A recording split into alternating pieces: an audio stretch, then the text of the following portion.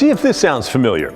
You're driving Highway 26 toward downtown Portland and everything's going great until you get over the top of the Sylvan Hill and discover gridlock. You look over to see the MAX train zipping past, but what you may not see is it does not get much farther than you before it has to slow way down as well. In fact, that is a big problem for all the light rail trains. They all have to slow way down when they arrive in Portland. What can be done about that? Well, that, my friends, is our big story tonight.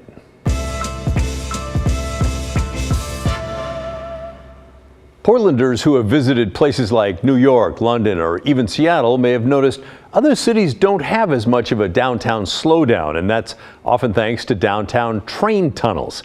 It's big, it's expensive, and it's not going to happen here anytime soon, but a downtown MAX tunnel is a real possibility for the future. TriMet, Metro, and local transit advocates have all put some thought into what that would look like. Digital producer Anthony Masuk has our story. Running on dense streets and surrounded by mixed traffic, MAX trains are limited to just 15 miles per hour when they cross downtown Portland. And when you factor in station stops and waiting for cross traffic, the average speed is even slower. TriMet knows it's a problem, and in recent years they've tried to speed things up by closing some downtown stations that were too close together and upgrading the tracks on the steel bridge so trains can cross a little faster. Those improvements help, but only marginally. Right now, it still takes 22 minutes for a train to travel between Goose Hollow and the Lloyd Center. The next station on the chopping block is Skidmore Fountain, but according to TriMet, taking it out will save only 40 seconds. To truly speed things up, you have to get the trains off the streets altogether. That's where a tunnel comes in. TriMet and Metro have both looked into the idea, first with a TriMet study in 2017 and then with a Metro study 2 years later. The studies were prompted by a separate but related problem. And there's a bit of a bottleneck at the steel bridge. All 5 MAX lines converged across the river at that single point, so any problems on the bridge will ripple through the entire system. Just last week, a derailed freight train shut down the bridge for hours, blocking every MAX line. And even when things are going well, there's an upper limit to how many MAX trains can cross per hour. We're not at the upper limit currently, but future changes and improvements to the system could put us towards the upper limit. TriMet and Metro looked at options like adding more tracks on the steel bridge or building a second bridge to split the load. But those ideas have drawbacks, like unbalancing the bridge deck or creating impractically long on-ramps, and they wouldn't speed trains up through the rest of downtown. Metro concluded that a tunnel is the best option because it would solve both problems, and it has other benefits like the possibility of longer trains that aren't constrained by the width of Portland's city block. The tunnel, as envisioned in the study, would be exclusively for the Blue Line, turning it into a sort of express route. The other lines would keep serving existing surface stations, but they would all benefit from the change. By reducing the number of trains using the bridge, you eliminate some of those reliability issues that you had before. And you have a great time savings for folks riding the tunnel. We found an 11-minute savings from Lloyd Center to Goose Hollow on the Blue Line. The exact tunnel route wouldn't be determined until the project got further into development. But Metro and TriMet studies mapped out similar example paths. The new tracks would split off by the Goose Hollow station and continue down Jefferson Street, diving underground to pass below Interstate 405. The tunnel would continue east toward downtown, then turn and head north near 6th Avenue, roughly paralleling the green and yellow line tracks above ground. It would then turn east again, passing under the river and lining up under Holiday Street, popping back out and rejoining the current tracks just after the Lloyd Center. The total tunnel length would be about 3.5 miles. The number and location of the stations would still need to be determined. 4 underground stations is what we studied, what we looked at, but a lot more analysis is needed.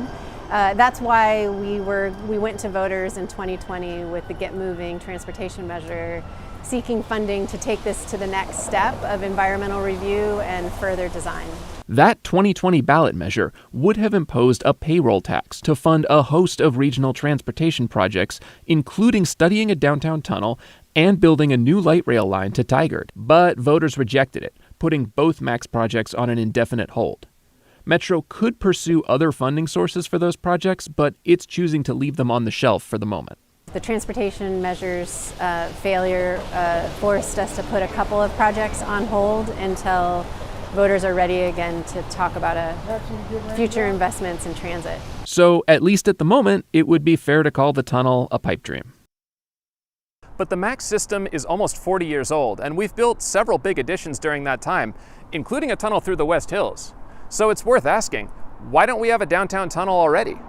If you ask local transportation activists, it's not for lack of trying.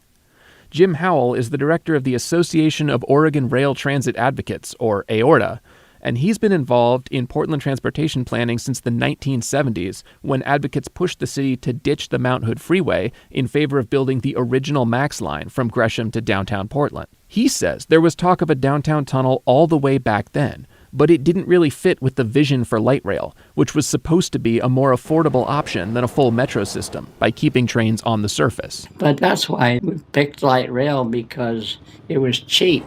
The western half of the Blue Line was built as an extension off that original line, and so were the red and yellow lines. So each new addition continued to use the slow downtown tracks and the steel bridge. Howell and other AORTA members say the biggest missed opportunity for a tunnel was during construction of the Green Line, which opened in 2009. The line was going to follow a new route through downtown, and Howell said advocates pushed for that route to be a tunnel underneath 4th Avenue. But again, it didn't happen. The bus and transit mall along 5th and 6th Avenues was rebuilt with light rail tracks, creating a second surface-level route through downtown and adding a 4th line to the steel bridge. Choices that AORTA says doubled down on problems instead of fixing them. Howell says the system's overall development was too piecemeal, without enough consideration for how each addition would connect with what was already there or the constraints that it would place on future additions. As a contrast, he pointed to the rail systems in Seattle and Vancouver, BC, which mostly run in tunnels or on viaducts rather than on city streets. Seattle took longer to start building its light rail system, but it's been rapidly catching up. They're far ahead of us. At one time, we were far ahead of them. Howell says a downtown tunnel in Portland would help undo some of the constraints that have become baked into the MAX system over time. He knows it's not going to happen anytime soon, but he says there's something else we could be doing in the meantime. We can't speed trains up without a tunnel, but we could try to run more of them. You notice we talked about Seattle. Seattle's runs every 8 minutes. We run every 15 minutes. That is a huge difference in ridership potential. Frequency is far more important than speed. This gets back to the original problem in the TriMet and Metro studies, the steel bridge. When you merge all the lines onto one set of tracks, one train every 15 minutes becomes 4, and that's just in one direction. It's just about clogged up, and therefore, if you start talking about increasing the frequency, say down to 10-minute headways, that would be 6 trains an hour on each line. You're out of space. You can't do it. Howell has some ideas to tackle that problem that would be faster and cheaper than a tunnel, like building an above-ground route for the Yellow Line on the Inner East Side, or scaling back the Red Line to only run between Gateway Transit Center and the airport. Riders might have to make more transfers, but the trade-off would be pulling 2 lines off the steel bridge, allowing every line to run more often. Anthony's with me now. What an interesting story. But what about some of these ideas? Would TriMet really go for shortening that Red Line? Honestly, probably not. They just spent $200 million upgrading the Red Line and working on a plan to extend it further west, so they probably wouldn't want to cut it back at this point. Yeah, I can see that. All right, and if there was a tunnel built, how much would that cost? Okay, so in 2017, TriMet's estimate was up to about $2 billion, and then just a couple years later, in 2019, Metro's estimate was up to about $4.5 billion. Whoa! Yeah, and then we had the pandemic and we had inflation, so this was all before that. So we don't really know more than that, but it would be a lot. Yeah, but it sounds like it's not going to happen anytime soon then. No. Not really. And also kind of the report, which was very thorough and very fascinating, but it also made me feel like this was kind of an urgent problem. But looking back at the ridership numbers, it looks like the numbers are down quite a bit from their peak. They are, yeah. They're down not only from the pandemic, but also the peak was actually in more like 2012. And then it kind of plateaued until the pandemic arrived after that. crashed during the pandemic, and they've recovered in the last couple years since then, but not all the way. Yeah. So this is very much kind of a long-term project. The only way it becomes a little more urgent is if you want to increase the frequency more than it is right now. And that's kind of what Jim Howell was talking about, is if you're good with how things are right now, then yeah, the ridership for now doesn't support more than that. But if you want to make things better than they are now, then even now you're starting to run into a bit of a bottleneck with how often the trains can run.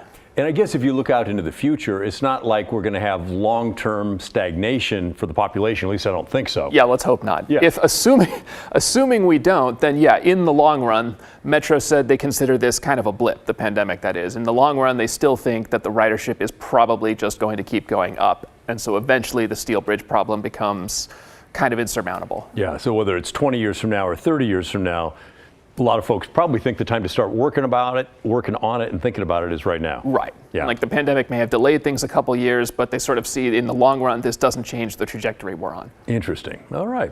Anthony Massoud, thanks for joining us. Very interesting stuff. Thanks. So now it's your turn. What do you think about all this? Should a downtown tunnel be a priority for MAX service? Why or why not?